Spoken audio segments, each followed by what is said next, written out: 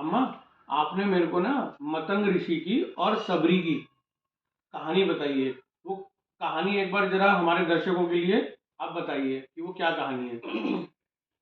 सबरी जो थी वो बहुत छोटी जाति की थी और बहुत गरीब घर की थी। तो जब उसकी शादी होने को जा रही थी, तो जब शादी होने को जा रही थी तो उसके पिता ने मतलब ये मांस मंत्रा की दावत करनी कि मैं जो है वो मांस काटते हैं जैसे, तो उसकी दावत करती है।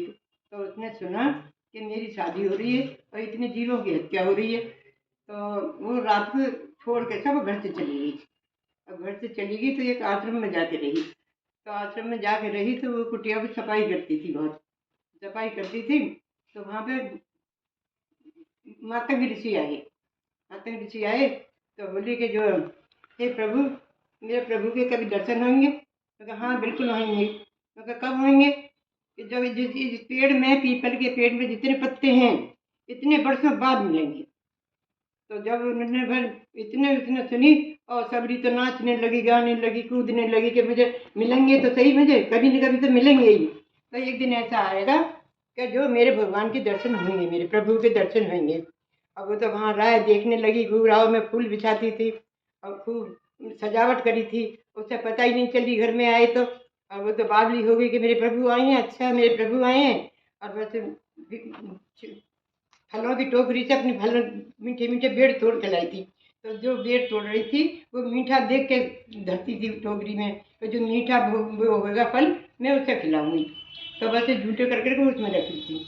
अब आए तो वो टोकरी उनके हाथ में रख दी, उनके आगे रख दी।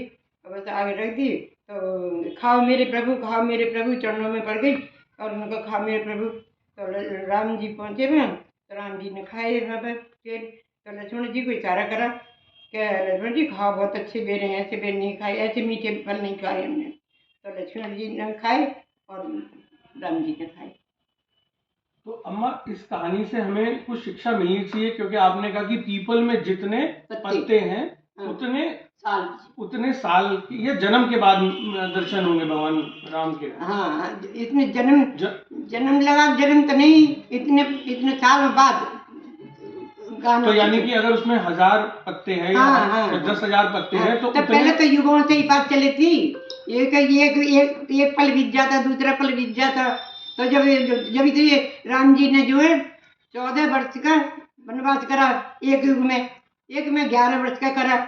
तो ये युग बदलते रहते थे। तो युग हर युग में अलग अलग होती थी। तो अम्मा, हम यूं कह सकते हैं कि इस कहानी से हमें शिक्षा मिलती है कि जैसे आज के परिवेश में, हमें कलयुग में हम चाहते हैं कि प्रभु के दर्शन हमें थोड़ी सी देर में ही हो जाए, या हमने 5 साल की भक्ति की, 10 साल की, तो सबरी ने तो हजारों साल की भक्ति की, आपके अनुसार प्रतीक्षा करी, कितने मतलब हजारों साल की प्रतीक्षा करी, तब उनके दर्शन भगवान मिलते हैं, तब भगवान मिलते हैं। तो इस कहानी से हमें ये शिक्षा मिलती है कि हमें धैर्य रखना चाहिए, भगवान है और भगवान पे भरोसा रखना चाहिए।